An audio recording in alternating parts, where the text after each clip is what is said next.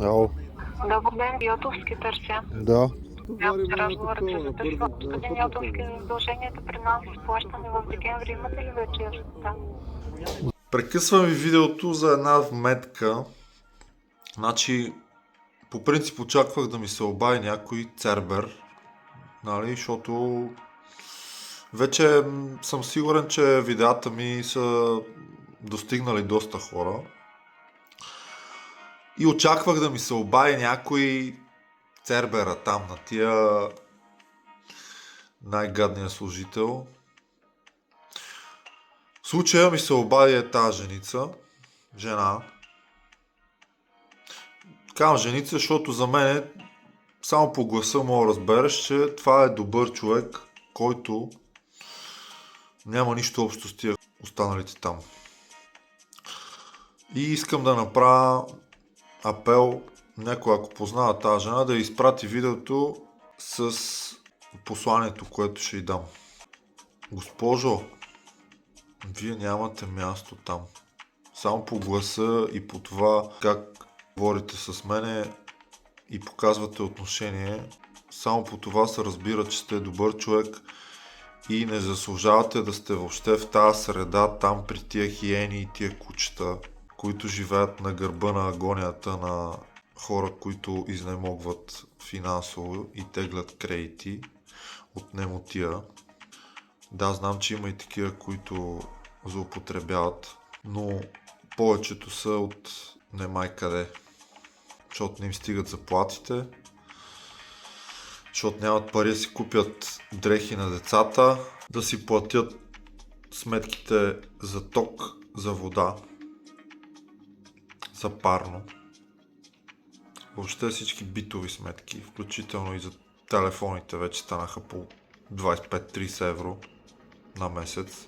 Храна да сложат на масата, нямат пари дори да направят, да отидат не на почивка, а някъде така на излет само да разнообразят уикенда си. Хора, които са в оцеляване всеки месец. Тия живеят на гърба на мъката на тия хора. Вие сте добър човек, не заслужавате да сте в обкръжението на такива хиени и такива кучета, защото само могат да ви опетнат духовно. Това исках да кажа. Видеото е от декември месец 11 2025, между другото. Сами звъняха преди няколко дни. На това видео ще чуете 128 000 лева дължа. А на следващото, което ще кача първо в YouTube, който иска да ме последва в YouTube, понеже първо там ще кача видеото, ще качвам и видеа за личния ми живот, влогове. Там ще чуете колко дължа вече като сме в евро. Няма да ви казвам колко са. Последвайте ме в YouTube, абонирайте се за канала ми, който все още прохожда и ще разберете. От 128 000 лева на 11 декември колко е станала март. И освен това ще виждате и неща за личния ми живот. Какво правя, за да оцелявам, как оцелявам, за семейството ми, откъде идвам, на къде отивам, а може би защо не и за любовния ми живот, който е не особено любовен. И така. За кое плащане, че не разбрах? Йотовски ли сте? Да. Имате задължения при нас от няколко институции. Общата дължима сума не е малка, 128 870 лева 33 стотинки. Аха. С вас варианти. Ами, аз не съм ви споменавал, че ще внасям нещо. Аз това ви звъня, да видя какво да предложа, какво се случва с вас. Ами, Ако трябва едно по едно задълженията да ги обсъдим. Не е първи разговор с вас. да, разбирам. Ами, Повечето са съдебни. Там вървят мораторни лихви, които нямаме право да спрем, защото нямате споразумение.